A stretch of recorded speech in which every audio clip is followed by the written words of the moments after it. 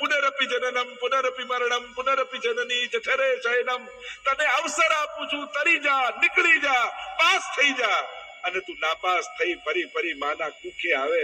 હવે તો શર્મા, અંત હોયગી ભાંડ. છેલ્લે તો ફજેતી થશે. બહુ મોટા હાથે નીકળ્યો તો ને, છેલ્લે તો ખાલી હાથે જ જઈ રહ્યો છે. સિકંદરની કથામાં કહેવાય છે ને, છેલ્લી યાત્રા નીકળી ત્યારે કહીને ગયો કે બાર હાથ મારા છૂટા રાખજો. અરે અર્થીમાં તો બાંધી દેવામાં આવે, પણ ઘણાની અર્થીઓ અનર્થો કરીને જતી હોય છે. અને બંને હાથ બહાર નીકળ્યા અને કહ્યું શા માટે? તો કે દુનિયાને ખબર પડે કે આટલું મોટું સામ્રાજ્યનો સિકંદર બાદશાહ પણ છેલ્લી યાત્રા તો ખાલી હાથે જ કરી રહ્યો છે. એટલે ટોલ્સ્ટોયની વાર્તામાં આવતું કે પેલા રાજાએ કહ્યું કે તું દોડે એટલી તારી જમીન તારી. અને પેલો ખેડૂત દોડતો ગયો દોડતો ગયો દોડતો ગયો, સૂર્યાસ્ત સુધી દોડે એટલું તારું. પત્ની પાછળ પાછળ એક ઘૂંટડો પી લો, એક કોળીઓ લઈ લો. અરે ઉભો રહીશ તો એટલી જમીન ઓછી પડશે. અને જ્યાં સૂર્યાસ્ત થતો દેખાયો, હજી જોર લગાવ્યું, પડ્યો અને છેલ્લી શ્વાસ લેતા સમજાયું બસ 6 ફૂટ જગ્યાની જ જરૂર હતી. એમ છેલ્લી ઘડીએ સમજમાં આવે અંત હોયગી ભાંડ. છેલ્લે ફજેતી કરીને નથી જવું, આપણે તો માલા પહેરામણી કરીને જવું છે. આપણે તો કથા કરીને જવું છે. આપણે તો ઉત્સવ બનાવીને જવું છે. કબીરા જબ હમ પેદા હુએ જગ હસે તુમ રોય. માણસ બાળક જન્મ લે ને ત્યારે બધા રાજી થાય, હસે, મીઠાઈ વાટે, નાચે, કૂદે. પણ જન્મ્યો હોય રડતો હોય. બાળક જન્મે ને પોતે રડતો હોય. કબીરા જબ હમ પેદા હુએ જગ હસે તુમ રોય. અબ એસી કરની કર ચલો તુમ હસો જગ રોય. હવે એવું કંઈક કરીને જાઓ કે તમે તો હસતા હસતા નીકળો, પણ લોકો પાછળ તમને યાદ કરીને રડતા હોય કે આ વૈષ્ણવ હતા ત્યારે સેવામાં કેવો આનંદ આવતો, આ હતા ત્યારે અમારી જ્ઞાતિનું કેવું સુંદર કાર્ય કરતા, આ વૈષ્ણવ હતા ત્યારે કેવા સેવાના અમને અવસરો આપતા.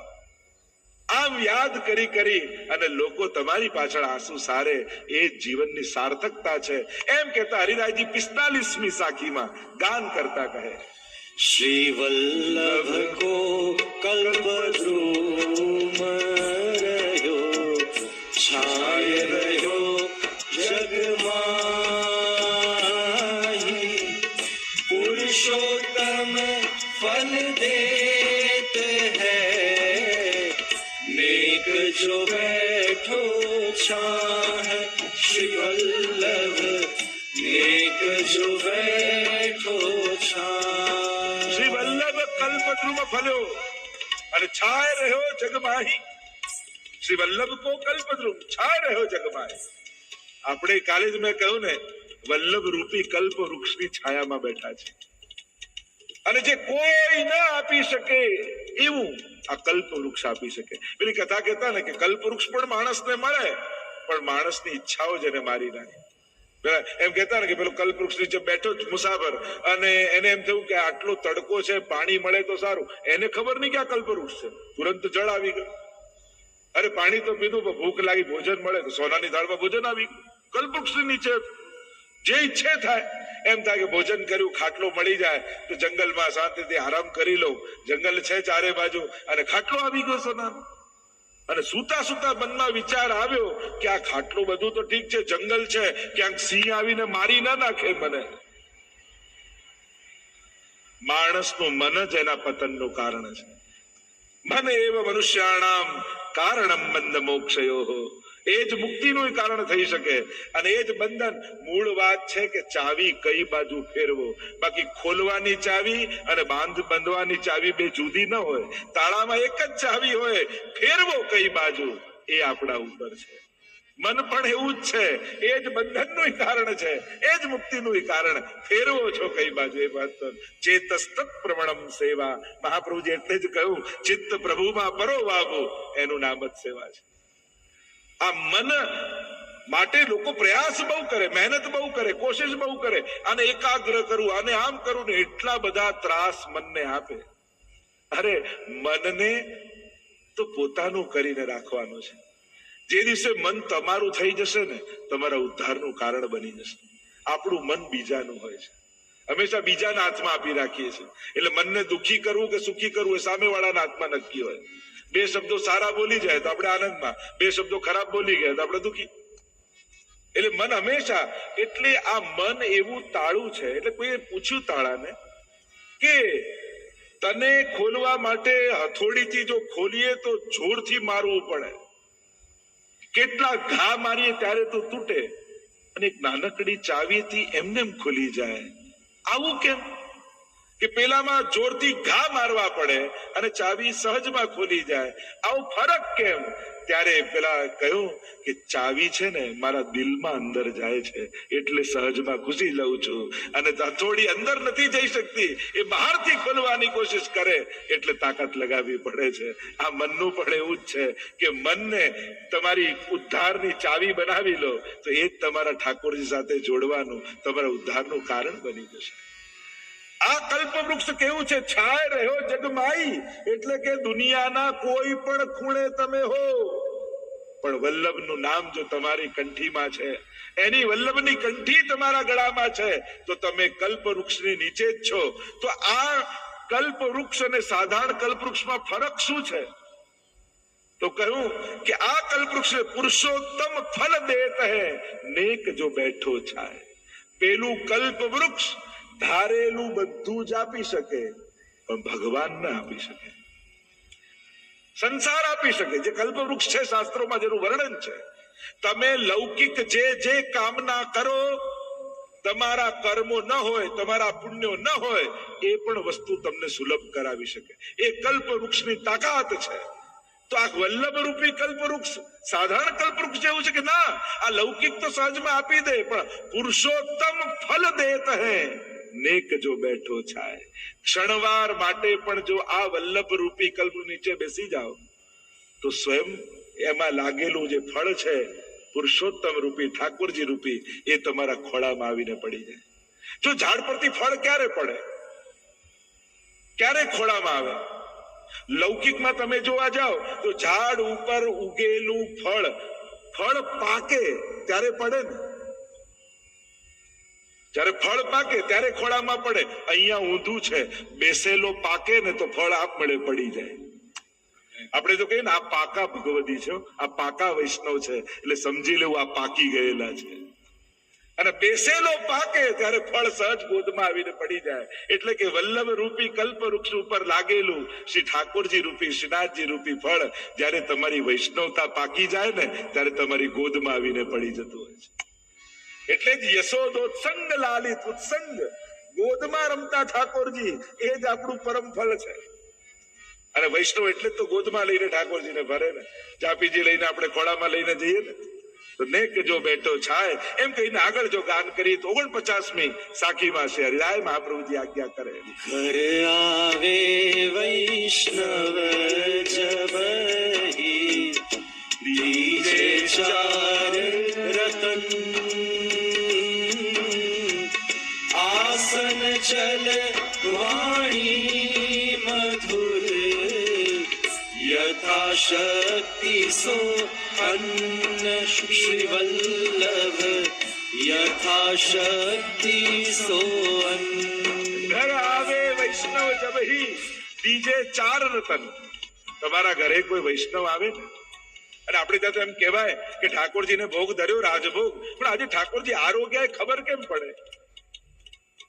ઓછું થઈ જાય, ખતમ થઈ જાય ત્યારે કે ના, અમારા ઠાકોરજી અડે ને કોઈ દિવસ ખતમ ન થાય, એ તો શાશ્વત બની જાય, અગાધ બની જાય. બનાવ્યું હોય 5 માટે પણ એમાં 25 જણા પ્રસાદ લઈ જાય. એમ લાગે આપણે તો 5 માટે જ બનાવ્યું તો 25 જણા લઈ ગયા.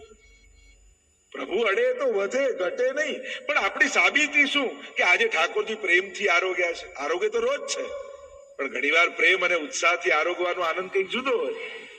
તો આચાર્યો એમ કહે, ભગવતીઓ એમ કહે કે જ્યારે તમે પ્રસાદ લેવા બેઠા હો, હજી તો પાતળ પીરસી જ હોય, થાળી પીરસી જ હોય, એટલામાં ડોરબેલ વાગે, દરવાજો ખોલો અને કોઈ ભગવતી વૈષ્ણવ દેખાય.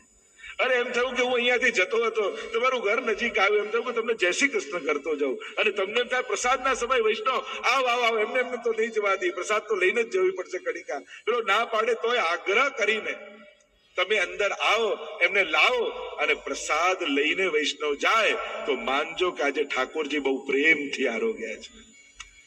વૈષ્ણવ કણિકાર. અને એક વાત વિવેક જીવનમાં હંમેશા યાદ રાખજો, વૈષ્ણવ ભલે તમારો શત્રુ હોય પણ વૈષ્ણવ છે, તમારા આંગણે આવ્યો તો એને ખાલી હાથે ક્યારે પાછો નહીં, ઉંમરેથી નહીં મોકલી દેવો. જો ઘણીવાર ભગવદી સંતો આચાર્યો આપણા આંગણેથી પાછા વળે ને એને અપશુકન બનાય છે. એને એમ કેવું કે મને 2 સેકન્ડ પણ અંદર આવી બેસીને પાણી પીને જાઓ, એ કણિકા મિશ્રી લઈને જાઓ, પણ બને તો વૈષ્ણવને ઉંમરેથી પાછો નહીં મોકલી દો. આ અપશુકન માનવામાં આવે છે. આપણે ત્યાં તો તીર્થરૂપ કયા છે વૈષ્ણવોને, આચાર્યોને, એટલે આપણે ત્યાં પધરામણી કરાવતા હોઈએ. પધરામણીનો ભાવ શું છે કે અમે તો તીર્થોમાં જઈએ પણ અમારું આ ઘર તીર્થ બને. એ કેમ બને, પવિત્ર કેમ બને? તો કે જેના ચરણ તીર્થ રૂપ છે એવા મહાપુરુષો અમારા આંગણે આવે તો અમારું ઘર તીર્થ બની જાય. આ ભાવથી આપણે ત્યાં પધરામણીને થતી હોય છે. તીર્થ સકલ સનાથ કીધા ચરણ રેણુ સમાજ, વલ્લભાખ્યાનમાં જેમ કહ્યું. તો વૈષ્ણવ જયારે આંગણે આવે તો દીજે 4 રતન આપવા, એમ હરિરાયજીની આજ્ઞા છે. આસન, જલ, વાણી મધુર और યથાશક્તિ સોન. સૌથી પહેલા આસન. ના આવો આગ્રહ કરવો, મારા ઘરે આવો, થોડી વાર બેસીને 2 ક્ષણ બેસી જાઓ, પણ એને ઘરે જરૂર બોલાવો. બને તો સામે મળેલા વૈષ્ણવને સૌથી પહેલા તો જય શ્રી કૃષ્ણ જરૂર કરવું. જય શ્રી કૃષ્ણ કરવા માત્રથી સામે વાળાનું કલ્યાણ થાય છે. તો આસન વાણી મધુર, આસન જલપાન કરાવવું, વાણી મધુર, બને તો 2 સારા શબ્દો બોલવા. એમની કેવું આ ભર બપોરે ક્યાંથી ભૂલા પડ્યા, પેલાને એમ થાય કે આ ક્યાંથી આના ઘરે આવે. હવે કરવાનું છે તો કરવાનું જ છે, પણ 2 મીઠા શબ્દો બોલી કોઈને પ્રસન્ન કરીને મોકલો ને તો એના આશીર્વાદ મળે. ઘણી વાર આપવું પડે તો આપવાનું જ છે, પણ કમ અને આપો તો એનું ફળે જાય. એના કરતા એમ માનવું કે ચલો ઠાકોરજી કૃપા કરીને સામેથી લેવા આવ્યા, કણિકા લઈને ગયા. તો વાણી મધુર, આપણે બધું જ કરીએ છે પણ આ વાણી મધુરમાં એવા કાચા પડીએ છે કે આખી સેવા ઉપર પાણી ફરી જાય. ઘણી વાર હું તો હવેલીમાં લોકોને કહું કે તમે આટલી સેવા કરો પણ વાણી મધુર. હવેલીમાં આવનારો પ્રત્યેક વૈષ્ણવ એ ઠાકોરજીનો મહેમાન છે. સત્સંગમાં આવનારો દરેક વૈષ્ણવ ઠાકોરજીનો મહેમાન છે, અને એ જ રીતે એનું સ્વાગત કરવું, એ જ રીતે એની વ્યવસ્થા કરવી. એટલે જો આ મનોથી પરિવાર કોઈ વૈષ્ણવને અગવડ ન પડે એની બધી જ વ્યવસ્થાનો વિચાર કેમ કરે? કારણ કે સત્સંગમાં આવનારો દરેક વૈષ્ણવ મારા ઠાકોરજીનો મહેમાન છે, અને હું ઠાકોરજીનો દાસ છું. આપણા ઘરે કોઈ સેવક હોય અને આપણો મહેમાન આવે ને એનું માન ન સાચવે તો માલિકને ખરાબ લાગે. જો ઠાકોરજીના મહેમાનને હું ન સાચવું તો મારો સેવક ધર્મ જાય. આસન, જલ, વાણી મધુર, મધુર વાણીનો ઉચ્ચાર કરો. કમથી કમ એ તો નક્કી કરો કે જ્યારે હું હવેલીમાં હોઈશ, મંદિરે હોઈશ, ત્યારે કોઈની સાથે પણ મારી વાણીનો દોષ નહીં કરું. હા, જે વ્યવસ્થાના ભાગરૂપ હોય વ્યવસ્થા કરે જુદી વાત. ઘણી વાર વાણી મધુર અને મધુર બોલો કોઈ સાંભળે જ નહીં, બધી અવ્યવસ્થા થઈ જાય. તમને કોઈ વ્યવસ્થા સોંપી હોય ત્યારે તમે વ્યવસ્થાપક છો, અને ત્યારે તમે ડ્યુટી ચૂકો તો તમે ચૂક્યા કેવા? કારણ અવ્યવસ્થા થાય તો ક્યાંક કોઈ વૈષ્ણવને શ્રમ પડી જાય. આજે વ્યવસ્થા ન જળવાય ને કોઈ ધક્કામુક્કી થઈ જાય ને કોઈને વાગી જાય તો તમારી વૈષ્ણવતા ચૂકી ગયા, તમને જે જવાબદારી મળી ન કરી. પણ વૈષ્ણવતાની જયારે વાત નીકળે છે ત્યારે તમે જોડા કાઢો ને ચપ્પલ કાઢો ને એની સાથે તમારું વ્યક્તિત્વ પણ મૂકી દેવું. હું આટલો મોટો, હું આટલો ભણેલો, હું આટલો જાણકાર, હું આટલો મોટા પદ ઉપર. સંસારના મળેલા ઉપાધિઓ ને ભારને લઈને અંદર જશો ને તો ઠાકોરજીની કૃપાને પ્રાપ્ત નહીં કરી શકો. આ બધું જ જે સંસારમાં મળેલું છે એ બધું બહાર. ક્યારે પણ પ્રભુ પાસે જઈ પોતાની સાંસારિક મોટાઈ બતાવવાનો પ્રયાસ નહીં કરો. બને તો ભગવત ધામમાં જયારે પણ જાઓ, ગુરુજનો પાસે જાઓ, ઠાકોરજી પાસે જાઓ, ભગવદી વૈષ્ણવ પાસે જાઓ, ત્યારે ક્યારે પણ પોતાની લૌકિક મોટાઈનો પ્રભાવ બતાવી એમને પ્રભાવિત કરવાની કોશિશ નહીં કરી. હું તો પ્રભુનો દાસ છું, પ્રભુએ આ સ્થાન પર બેસાડ્યો છે એટલે સેવા કરું છું, પ્રભુએ આ જવાબદારી આપી છે એટલે નિભાવું છું. આમ બનીને પ્રભુના દાસ બનીને જવું. અને જે દાસ બનીને જાય એ જ કૃપાને પામીને આવે છે. અને જે મોટે, જો પ્રભુ તો રસરૂપ છે અને કોઈ પણ પાણી ઢોળાય જ્યાં ઢાળ હોય ત્યાં વહેવા લાગે. પ્રભુ પક્ષપાતી નથી, પણ રસો વૈસે છે. જ્યાં દીનતાનો ઢાળ હશે ત્યાં આપમેળે વહેવા લાગશે, કારણ કે આ રસનો સ્વભાવ જ છે. તો વાણી મધુર બને તો મધુર વાણી રાખવી. આપણા ઠાકોરજી કેવી મધુર વાણી બોલે છે, આપણા વલ્લભ કેવી મધુર વાણી બોલે છે. અને એટલા માટે વૈષ્ણવની વાણી પણ મધુર હોવી જોઈએ. અને યથાશક્તિ સો અન્ન. આપણા ઘરે કોઈ વૈષ્ણવ આવે તો જે પણ શક્તિ હોય આપણી, બીજાનું મોટું જોઈ આપણી અસમર્થતાને, આપણી નાનપ નહીં ગણી લેવી. જો આપણી ઘણી વસ્તુમાં અસમર્થતા હોય એને કારણે કૃપા પ્રાપ્તિ માટે આપણી અયોગ્યતા નથી થઈ જતી. પેલાએ ચાંદીના ગ્લાસમાં જલ આપ્યું, મારા ઘરે તો સ્ટીલનો પણ નાનો નથી. ઠાકોરજી કઈ ધાતુ ધરો એ નથી જોતા, કયા હાથે ધરો છો એ જુએ છે. હાથ જુએ છે પ્રભુ, પાત્ર નથી જોતા. હા, આપણાથી બને ઉત્તમમાં ઉત્તમ કરવું જોઈએ આપણા સામર્થ્ય પ્રમાણે, પણ અસમર્થતા છે એટલે આપણે બીજા કરતા નાના નથી થઈ જતા ઠાકોરજીની દ્રષ્ટિએ. તમારો ધરવાનો ભાવ ઠાકોરજી જુએ છે. એટલે ક્યારે પણ બીજાનો વૈભવ સેવામાં જોઈ પોતાના અભાવના રોંદણા ન રોતા. મારે ત્યાં તો આ નથી, આ નથી, આ નથી, આ નથી. ઠાકોરજી કે આ બધું મારા વૈકુંઠમાં હતું, પણ તું નહોતો એટલે બધું છોડી હું તારા ઘરે આવી ગયો છું. મને તારામાં રસ છે, તારી વ્યવસ્થામાં રસ નથી. અને આપણે બધા વ્યવસ્થામાં રસ રાખીએ. આ બધી વ્યવસ્થા હોય તો જ ઠાકોરજી. પ્રભુ કે પણ મેં ક્યાં કીધું તને, મને તારામાં રસ છે, તારા ખોળામાં બેસવામાં રસ છે, તારા હાથે ધરેલામાં રસ છે. તું શું ધરે એ તો હું જોતો નથી, તું ધરે છે ને મને તો એનો આનંદ છે. આજ તો પુષ્ટિ પુરુષોત્તમની વિશેષતા છે. તો યથાશક્તિ સો અન્ન. જે શક્તિ હોય એ પ્રમાણે એને લાડ લડાવો. આપણે ત્યાં તો વૈષ્ણવ આવે એ પણ મોટો ઉત્સવ. આય મેરે નંદ નંદન કે. જયારે પરમાનંદાસજીના ઘરે સુરદાસ કુંભનદાસ આવ્યા તો જાણે એમના ઘરમાં ઉત્સવ થઈ ગયો. પદ ગાયું, આય મેરે નંદ નંદન કે પ્યારે, માલા તિલક મનોહર બાનો, ત્રિભુવન કે ઉજિયારે. નંદ નંદન કે પ્યારે, આહે મેરે નંદ નંદન કે પ્યારે, નંદ નંદન કે પ્યારે. વૈષ્ણવ આવે ઘરે ત્યારે આ પદ ગાવું જોઈએ.